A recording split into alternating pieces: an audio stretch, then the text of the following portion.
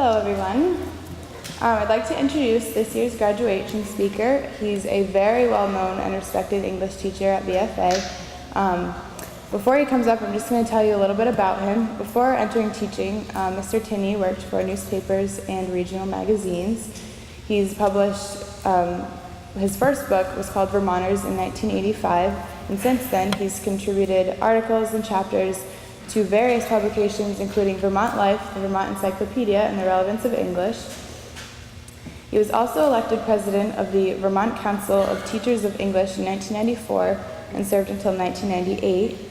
He also served on the board of directors of the National Council of Teachers of English for 4 years when he was involved with the writing of national standards for the language arts.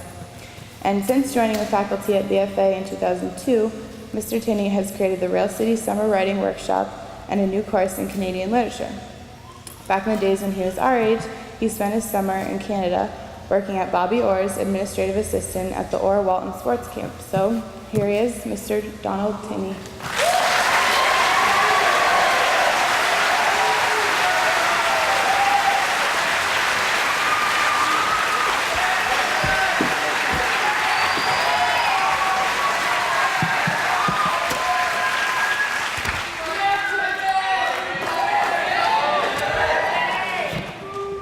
That's all right, guys. So calm down. I got to get it in within an hour, so don't.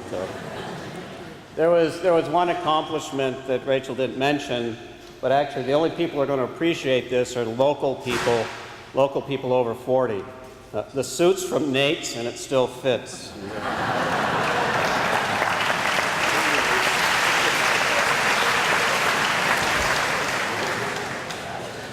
One of the seniors just said, "I thought the inside jokes were supposed to be about us." A few weeks ago, while both of us probably should have been doing something more productive, Corey Smythe and I were having a conversation in the writing lab. And Corey said, "It must be kind of weird for you to know us really well for 4 years, and then all of a sudden, we're gone." Welcome, seniors, to that moment when all of a sudden, you're gone. I thank you for inviting me to speak with you today, to represent your teachers as we celebrate you, the class of 2008. Now, just down the road, on this very same weekend in 1976, I graduated from South Burlington High School. So take a good look, seniors. This could be you 32 years later.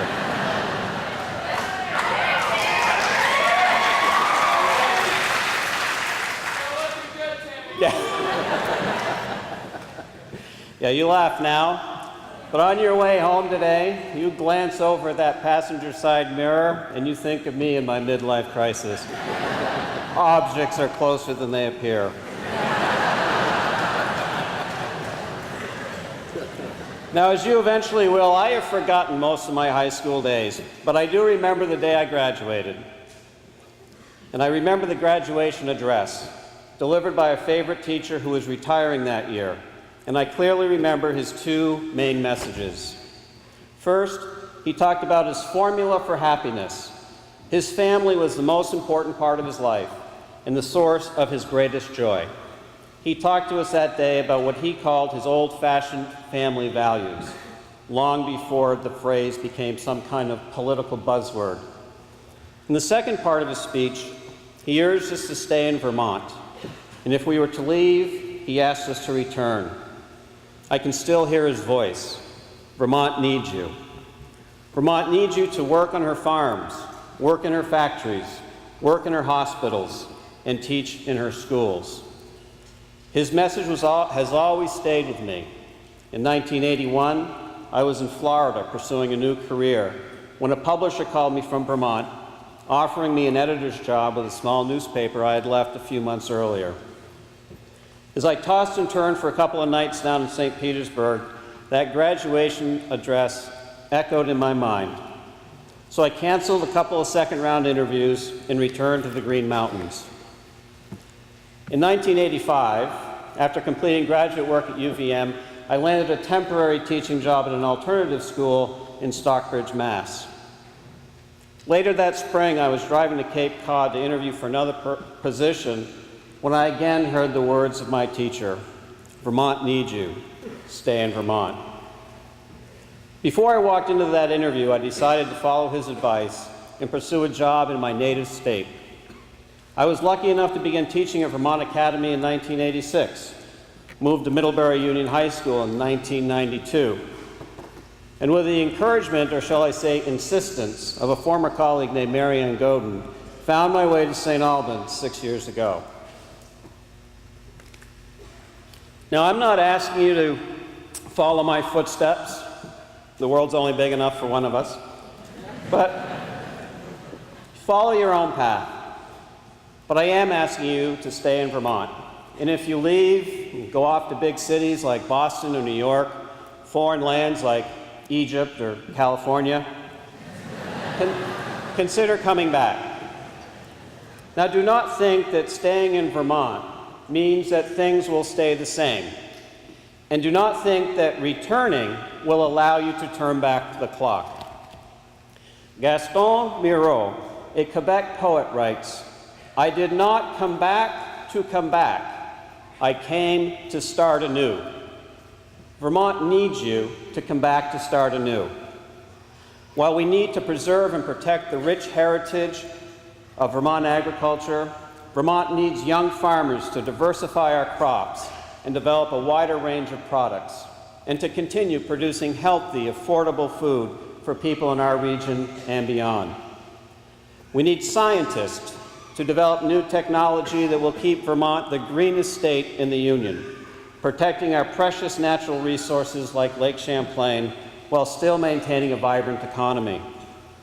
Vermonters know that there is no separation between the environment and the people. We can no longer afford to talk about the environment as if it were some kind of commodity separate from us. As any good Vermont hunter or any practicing Buddhist will tell you, we are one with nature. Vermont needs engineers, designers, and entrepreneurs to develop new industries with the precise standards of manufacturing that Vermont is known for. Standards that many of you have already learned in your design and technology classes right here at BFA. Vermont needs nurses, doctors, and medical technicians to provide effective and affordable health care. Vermont needs master carpenters, plumbers, and electricians to assure that our homes and public buildings are welcoming and safe. Vermont needs you. Vermont needs you to continue building our strong communities by working in law enforcement, child care, fire protection, public works, public education, and one becoming increasingly more significant for some of us, nursing homes. Repeating the message of my graduation speaker is more than just a simple act of plagiarism. By returning, well, Mr. Rulo would rather I call it literary recycling.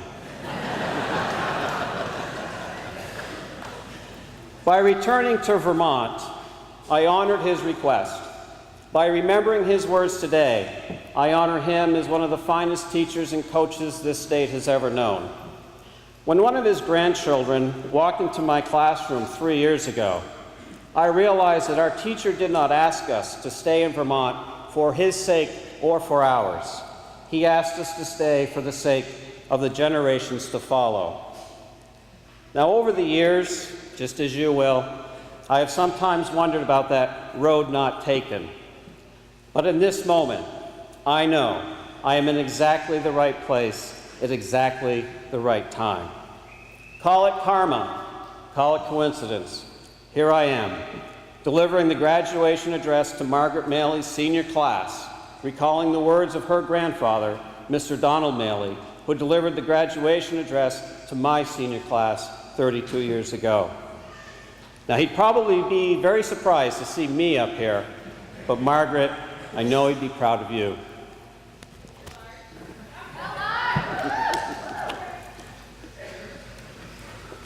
Before I received the official notice that I would be your speaker this year, one of your classmates stopped by my classroom and said, "Hey, Tin Man, I think you're going to be our graduation speaker. I know a lot of guys voted for you." "Yeah, well, we'll see," I grumbled. "Besides, I already told your class everything I knew last year at AmLit. I don't think I'd have much to say. With a gigantic grin, he said, "Then you can talk about me." Now, I don't know about the rest of you gentlemen in my generation, but when a man less than half my age, who stands at 6'5" and outweighs me by nearly 70 pounds, suggests that I do something, I tend to do it, even if he's only joking around. And Grant Simard is usually joking around.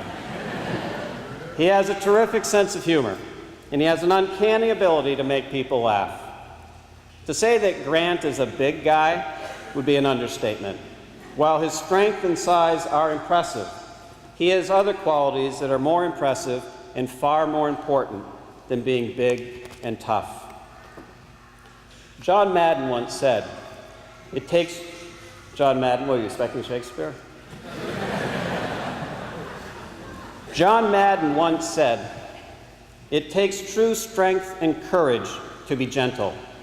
Only the weakling falls back on violence." Grant Simard has the true strength and courage to be gentle and to be kind. He is a good student, a caring friend, a loving son, and a devoted brother. This class is filled with strong and courageous young men who share the qualities of kindness and gentility. Young men like Gary Gilman, Jesse Minier, Justin McDonald, Joey Turner, Jacques Boudreau, Lance Boylan, Evan Brannon, Chris Madison, Chris Horrigan, Chris Ward, Sean Lovelet, Chad Vance, Justin Pepe, Yuri Hudak, and many others who know that they are good men who will define manhood on their terms and no one else's. Now, another young man who has many of these same qualities is Kyle Marlowe, one of the few students in this class whom I taught as a freshman, a junior, and a senior.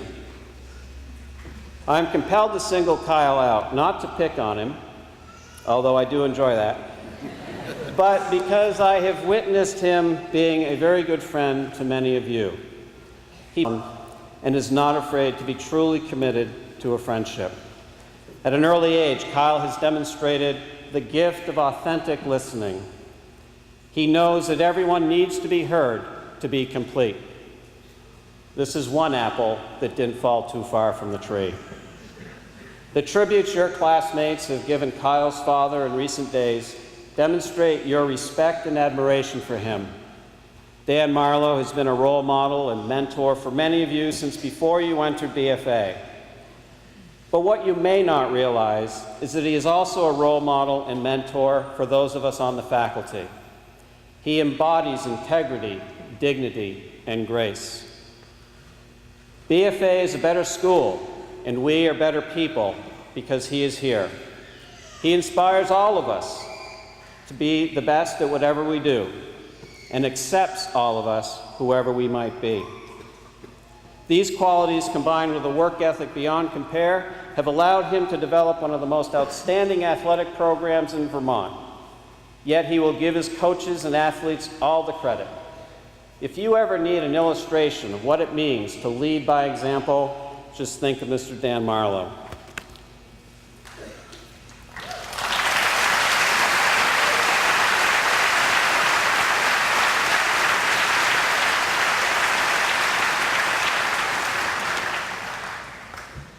Now, in addition to these courageous young men, I want to talk about a couple of my students who are tough, tenacious hockey players, Caitlin Manahan and Kristen Viens.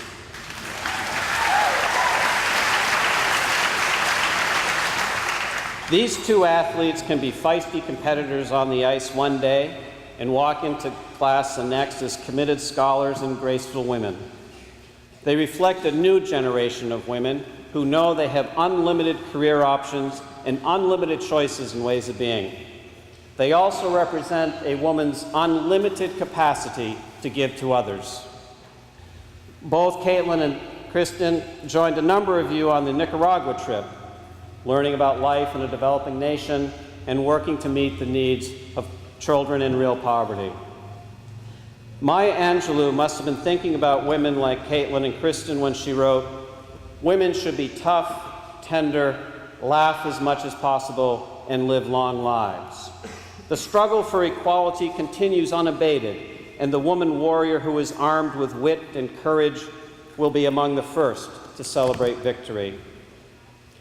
There are many women warriors in this class, including Joanna Moyer-Baddock and Cleos Murrow, two of the finest writers BFA has ever known.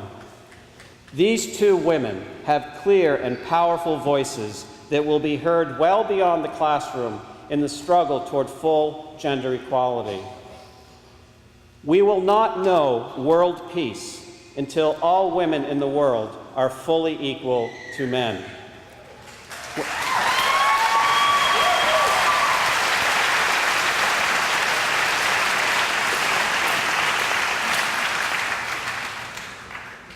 When the world truly recognizes the greatness and the magnificence of young women like Joanna, Cleo, Kristen, and Caitlin, we will be closer to that day when all global citizens will enjoy the liberty and justice that comes with lasting world peace.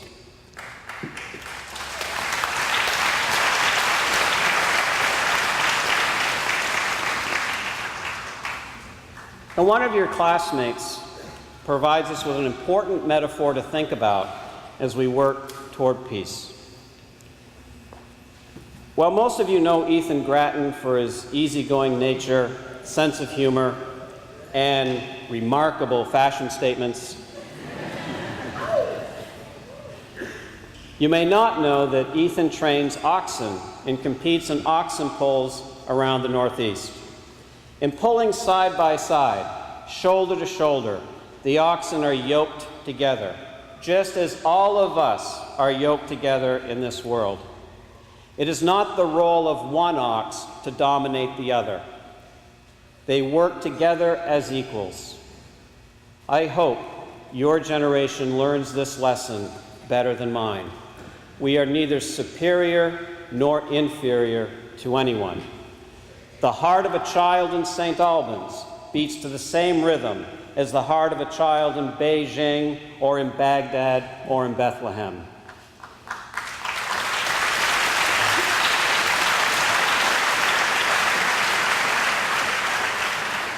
If leaders in Washington, D.C. refuse to talk to the rulers of some nations, then at the very least, they better start listening to the children of every nation. For when we see the world through the eyes of a child, we will know exactly what needs to be done.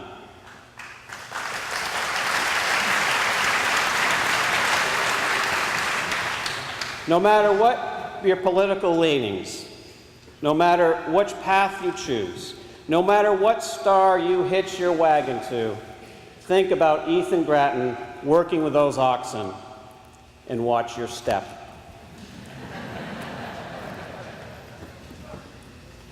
As a teacher of English, I feel obligated to close this address with a great piece of literature. So I decided to read to you from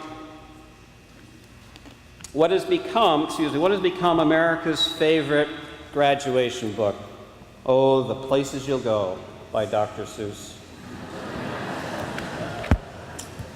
But Dr. Seuss did not know you when he drew his cat Skinny, so you'll just have to listen to this fat cat named Tinney. This game is all over. You have finally won. Days as comets and bobwhites are over and done. You've run through the halls, you sat through the classes. To go where you wanted, you forged all those passes. Driving off in your Chevy or taking off in your Ford, we knew you were running from that woman named Lord.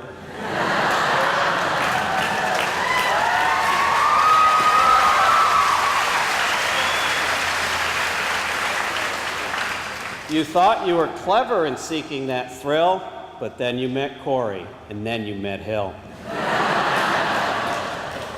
Their discipline was basic, not a bell nor a whistle, just quality time with your good friend, Miss Gissel.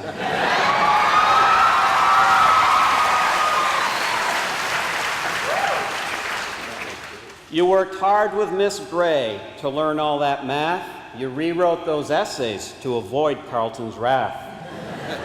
This was a safe place where you could make a mistake.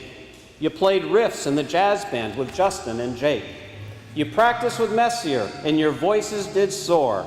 You sweat buckets for Fairchild, no matter the score. Miss Grant sure did teach you, no matter your age, the best place for drama is up there on stage.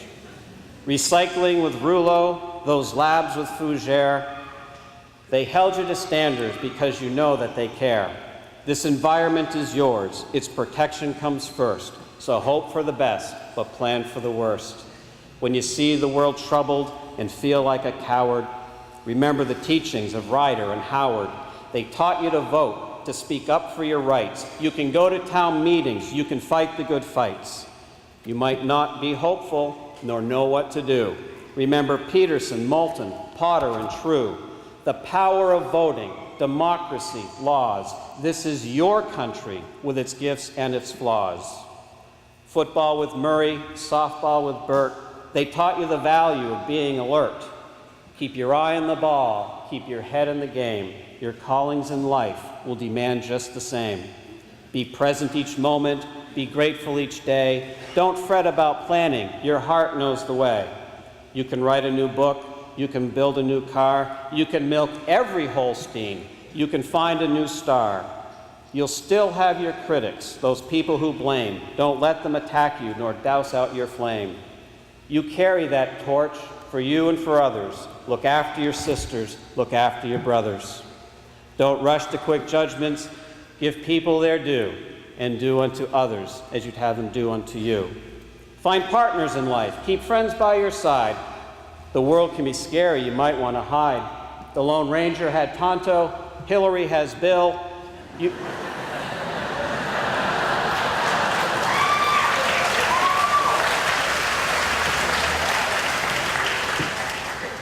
You needn't go it alone, yet some of you will.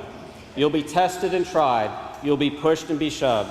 So always remember, you were born to be loved. Loving others is easy. You just care as you do. The challenging part is letting others love you. You must know you are worthy to accept someone's love and act less like the hawk, to be as free as the dove. You need to surrender your control and some power and let go of your image each hour by hour. Allow love in your lives. There's no need to wait. You deserve to be loved, whether gay, bi, or straight. Don't hesitate to give all those kisses and hugs and make healthy choices with the booze and the drugs. Your lives are your gifts, your only possession, so make staying healthy and sober your daily obsession. The important advice you need about living is really quite simple. Always be forgiving. I have lots more to say. You know I'm a talker. I've not even mentioned girls' crushes on Walker.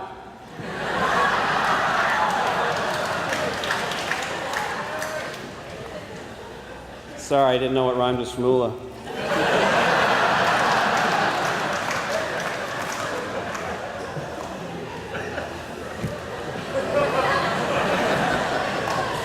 I'm going to pay for that one. But you're ready to leave. From this nest you shall fly. So here comes the last part, the saying goodbye. I love you, dear seniors. You should have a parade. You march into the world. I'll stay back in 12th grade. Thanks for being here. Congratulations.